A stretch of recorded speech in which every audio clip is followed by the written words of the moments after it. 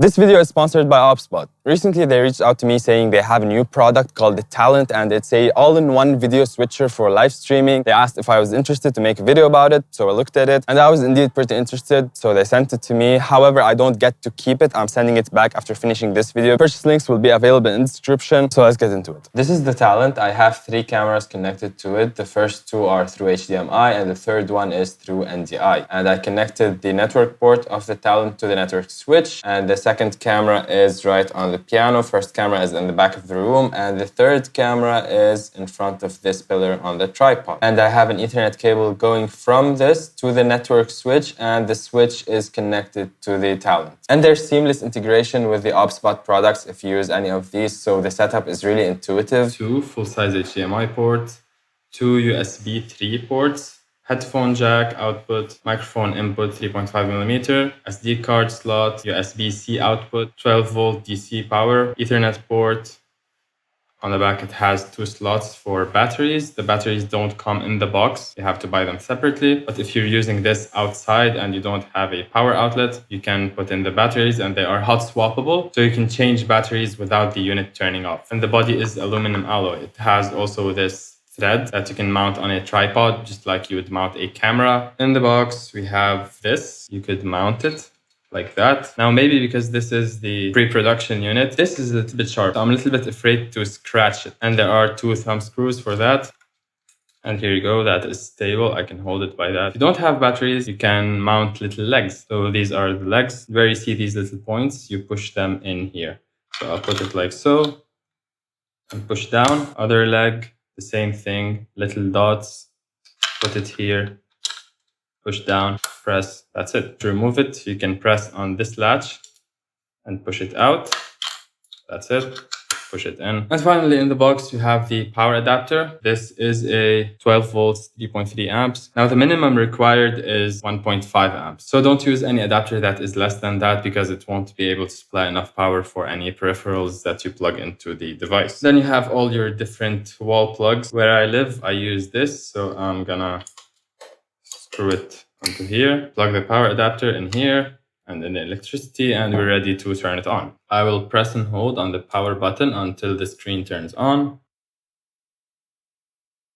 Okay, click on the arrow, English. I can set a device name right here. Daniel, next. Agree, agree. I have the option to connect to a Wi-Fi. I'll do that. So I'm gonna go to settings, turn on the Wi-Fi. This is my home network. It's connected now. I'm gonna go back. I need my email. So I'll type in my email right here for my OBSBOT account. Hit next, get. Now they will send me a verification code to my email. I have read and I accept, log in. Am I using it in landscape mode or portrait? I'm using it in landscape. Now this is default show. I will not use it just because I want to show you how to make it on your own. But basically, if you change here, these are not your inputs. Although it says HDMI 1, HDMI 2, and webcam 1, webcam 2, these are scenes. So if you've ever used OBS, this is just like OBS. You are changing scenes. It's not like a normal video switcher. This camera right here is plugged into a router, and that router is plugged into the Ethernet port, so that's NDI.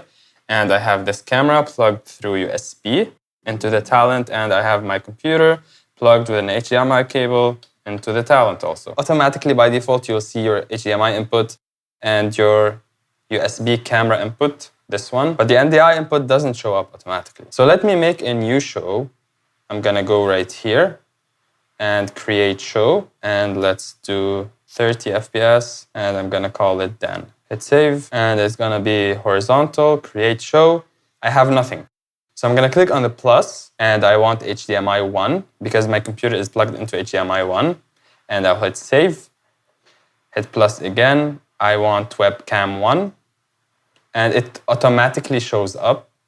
I'm going to hit save and click plus, then NDI. NDI search automatically searches and finds my camera. So this is the camera I have. If you have multiple NDI cameras, they will show up all here and you choose which one you want. So I'm going to hit save. And now I have my 3 sources. I can have more than 3 sources. Now I don't have anything else plugged in because this is what I have at home. But these are not cameras, they are scenes. This is the biggest difference between a normal video switcher and this. This is more like OBS. If you're using OBS, you would have different scenes, and each scene you would have multiple things. This is the same idea. So I can click here and edit, and now I will hit the plus, and I choose to have HDMI 1. So now I can have the computer screen coming on HDMI 1 and the camera feed in the same scene. And I can add also NDI stream, this camera, and put it right here, and save. So now this scene contains this camera, and the computer screen. That's one scene. I can change to something else, just that, just that. So now you can have a lot of possibilities. And not just cameras, you can add a lot of other elements to the scene. So let me make a new scene. I will do video clip.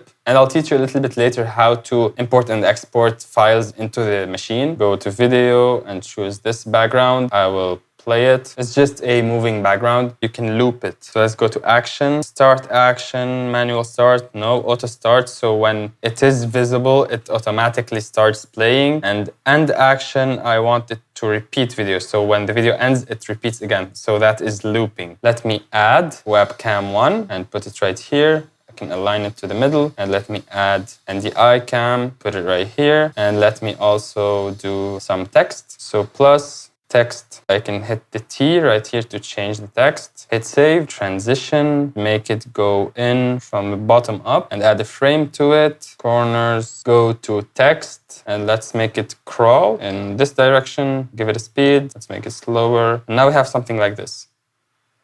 That's really cool. I have cameras, so you can see stuff happening in the cameras, and you have a moving background and text. That's one scene. I can add as many things as I want to it. Let me edit the scene. I'll hold and edit, and I'm gonna click on this camera, and I can do a chroma key. If this was a green screen video, I can do chroma key, color. If I set it to blue, now everything on the screen is gone because it's blue now. If I turn off the chroma, you can see the screen right here is blue. So that's how I know that it's working. Or I can pick color. Let me pick this, for example. Hit save. I can go to advanced and make it more or less. So I'm just keeping the screen right now. I'm removing everything else. And reset the chroma key, everything comes back. You can also add music to a scene. So I'm gonna click on the music, go to music right here and add this and add another one. I have 2 files of music. Let's save. And now music is playing. But what if I don't want the music to be playing? I can go to the 3 dots, click on background music, and stop it. Forward, backward, loop through everything, or repeat the one song, shuffle. Just like you would do on your phone. This is really intuitive. Now, what if you don't want to go into this 3 dots every single time? I can click on them, go to custom, and then I can add the background music button. Now, if my scene has music, I can see the button right here and click on it and play or pause, do whatever I want. If it doesn't have music, the button will go away. Same thing for the PTZ control. I put that here. This allows me to control the camera, move it.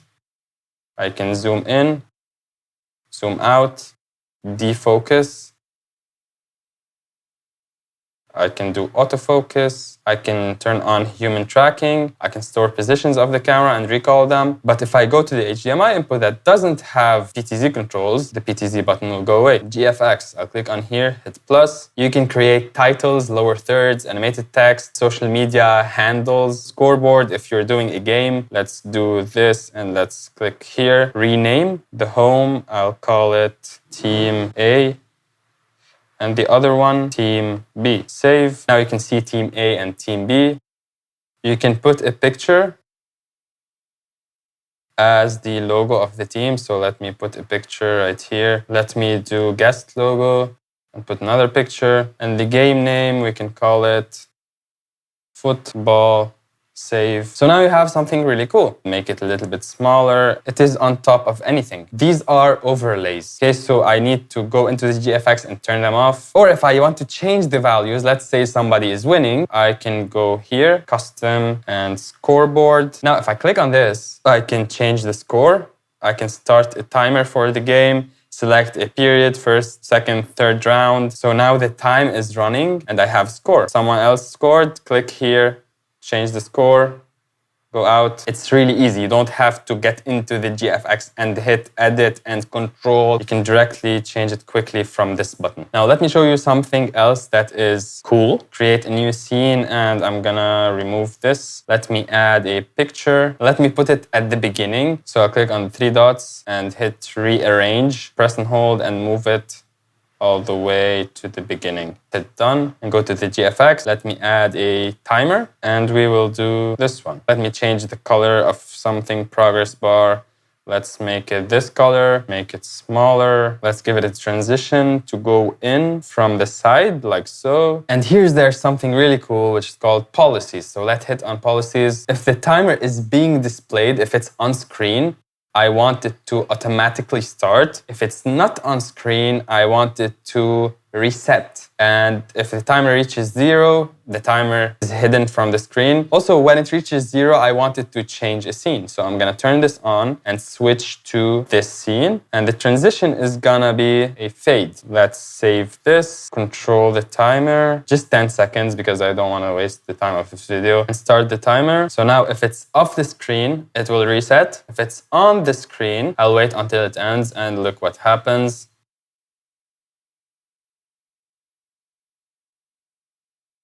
It goes away, it moves to this scene. Now, I didn't want this scene, I wanted this one. Let me rename the scene, rename the one. And I'll go back to the timer, edit, and in the policies, I'll change the scene to the one. Save, save. We didn't start the live stream yet, so let's just put the picture and go to the GFX and put the timer on. And let's wait like this.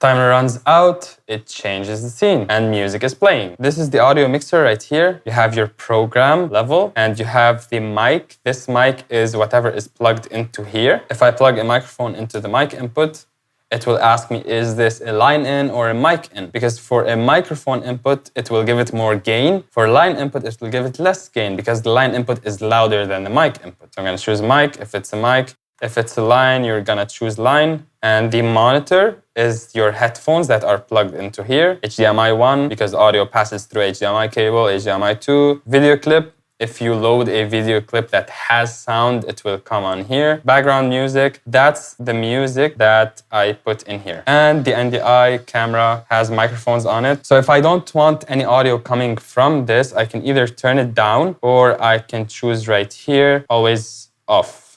If I want to mute something, I click on here. And if you change the volume of something and you want to bring it back to 0, you just double tap on the level up here and it goes back to 0. Let me show you again. Double tap on the level and it jumps back to 0. Now you can also connect your phone with Bluetooth and play music and it will show up in this mixer. So how do you do that? You swipe down. This is just like your phone. This is an Android system. And you turn on Bluetooth, turn it on. So do you want this device to output the audio of the show to another device, or do you want to receive audio? So I'm gonna click Bluetooth audio input, continue, the device will restart. And now if I connect my phone that has Bluetooth to this device, if I pair it and play music, I'll have audio coming into the music mixer and I can really easily have music without connecting any cables to it. So to pair, you're gonna click on the gear icon right here, pair a new device, it will search for the devices. Right now I'm filming on my phone, so I can't use it for that, but it will show up here and you'll pair it and do the thing. HDMI audio comes in a lot quicker than NDI audio or USB audio or Bluetooth audio. Something essential to have is audio input delay. If I go to the mixer, I don't see that here. Let's go to the settings. I can either go from here and hit settings, or I can swipe down and hit settings. In this device, there are many ways to get to the same thing. So let me go to audio. You have right here input delay. So you can delay the microphone jack that is plugged into the device from here. I wish that you could type this. You cannot type it. It goes by 4 milliseconds at a time, the smallest increment. And also delay HDMI 1, HDMI 2, and the webcam audio. So you can time align the audio that is coming into the stream to be in sync with the video. And something really cool is this pen. You can draw anything you want. I can make annotations, underline things, write, all on the screen, and it shows in the live stream. Right now, if I click on a scene, it changes automatically. But what if I want to preview before I cut to it in the live stream? I can change the switch settings. So if I click on the 3 dots right here and switch settings, I can turn off quick switch. Let me click on another scene. It shows up in the monitor, but it's not in the live stream. That's a preview. When I hit cut or fade, now it's in the live stream. Go to another scene, cut. Now it's in live stream. If you didn't hit the cut button or fade button, this is a preview. You're just seeing the scene. Then you cut to it. Fade to black, of course, just fade to black. Now in this scene, I have two PTZ cameras and I can control both from this device. So if I click on here and choose PTZ, it will tell me which one do you want to control. This one. Okay, but here's the thing. I'm not just controlling this one. I can click on two, and now I'm controlling the other one. So I have the option to control different cameras without going in and out of this view. Let me go back into the scene. You can at most have 3 sources. You can have other things. You can have a picture, for example. You can have as many things as you want in the scene, but only 3 sources. If you want to record on the machine, you can hit this record button, and now it's not recording the screen. What is recorded is the program feed. And turn off the recording. Yes. Stop recording, I can go here and go to album, and I will find my videos right here. I can click here to watch the video if I want. That's what I recorded. Let me skip forward. Skip forward. You can take a screenshot if you click here. Encode, you have 2 different encodes, so you can click on encode 1 and I will add an option to it. I want it to be H.264 and I want to record either the program, that is what's coming out on the live stream, or HDMI 1 or HDMI 2 or webcam 1, webcam 2. So you can either do an isolated recording of a certain input or the program feed, 1080p and frame rate 30 frames, audio, highest setting, variable bitrate 10,000. So that's 10 megabits per second. If I want to edit the video later and export it again so it doesn't become too compressed. Now this is for recording. If you're streaming, you might want to turn down the bitrate if you don't have good internet connection. Save, add, and I'll choose this. And you can have the same thing for encode 2. So now if I want to record, I'm gonna go to record right here. Local record, what gets recorded on the machine is encode 1. Or I can record one camera from here or encode 1. You can decide a file name, prefix, and choose where it records first, if it's on the internal storage, or SD card first, if there's an SD card. You can split the file every certain number of gigabytes or every certain number of times. So if I say 1 hour, or I can make it, for example, 1.5 hours, then split the file and create a new file if I'm still recording that long. The USB Type-C can be used either for file transfer. I'll have to restart the machine for that. I will not do that. Or for video output. So if I plug a USB-C cable in here and plug it into my computer, I can get into OBS the program feed. Or if I go into here, I can change, not program, I can put the preview on the other screen. Or I can do multi-view or one of the HDMI inputs. It has a replay feature, so you can turn on replay. Now this consumes more CPU and it will get hotter perhaps. So if you don't need that feature, just keep it off. But you can do replays if you're streaming a game or something. Also has remote control. There's also a web interface to control the talent. So if I swipe down from here and look at the IP address under Wi-Fi and type it in my browser, 192.168.0.104, and hit enter, I'll go to this page and then I'll type in here admin, and in the password also admin. You can change that if you want and sign in. Here it says, do you want to change password? I don't care for now. You can control everything on this machine from here. These are your inputs. These are your scenes. You can switch between them. You can see if I click with the mouse right here, it's changing on the machine. I'm controlling this from here. And you have everything, your GFX, your audio mixer, your background music, shortcuts, fade to black. And also your fade to black doesn't necessarily have to be black. It can be another picture. So when I do this right here and do fade to black, it goes to this picture, which is really cool. Media. Now here's, in my opinion, the easiest way to import and export media to and from the talent. You can, of course, plug a USB cable from here to your computer and transfer media that way. But with the control app, you're connected wirelessly and you can just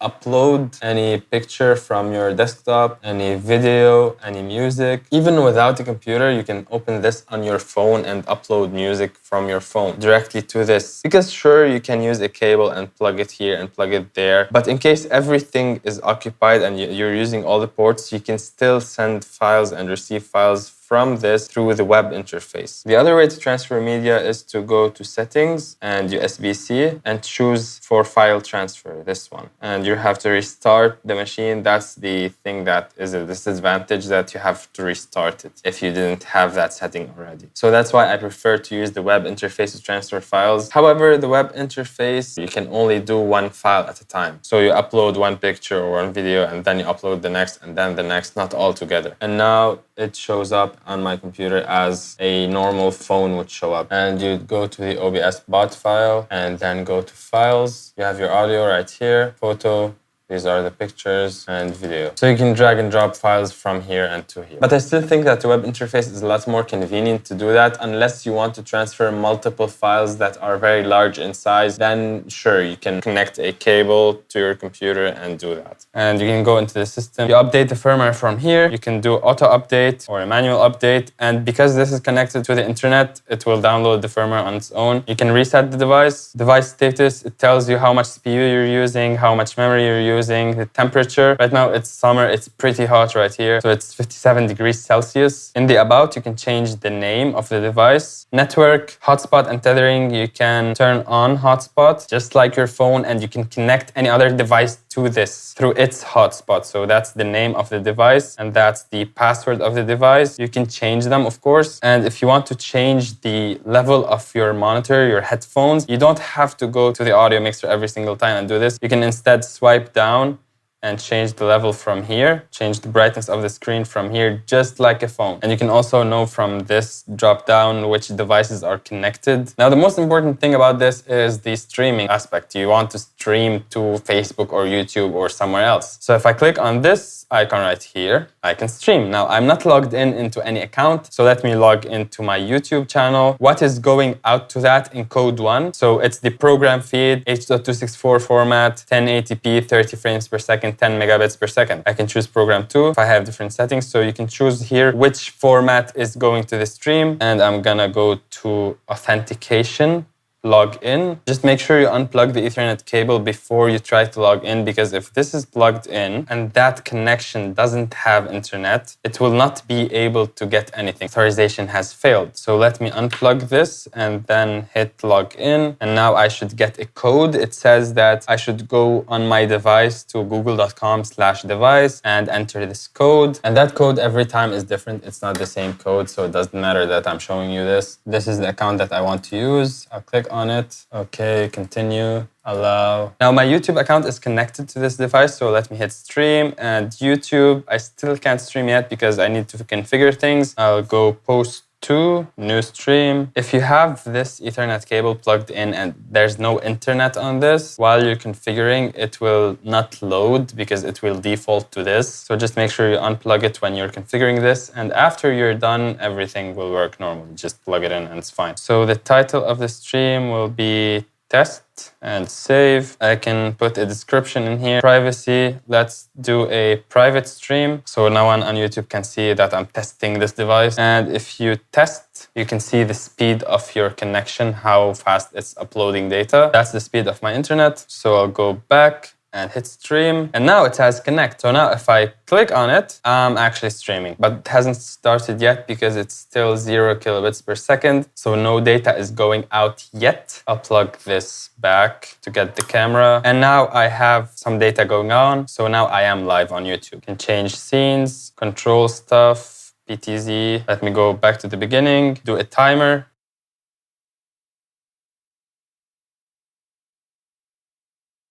And now when the timer ends, it switches over to that scene. That's really cool. Let me end the stream, so I'll disconnect. Yes, stop streaming. If you want to buy this product for yourself, purchase links are down in the description below. The retail price is $1,099. I don't think it's that expensive if you consider all the convenience and everything you can do on this one small little device instead of having multiple things to deal with. Now, if you want to know how to make an amazing independent live stream mix using Reaper to send it to your live stream, click on the video on screen right now and I'll see you there.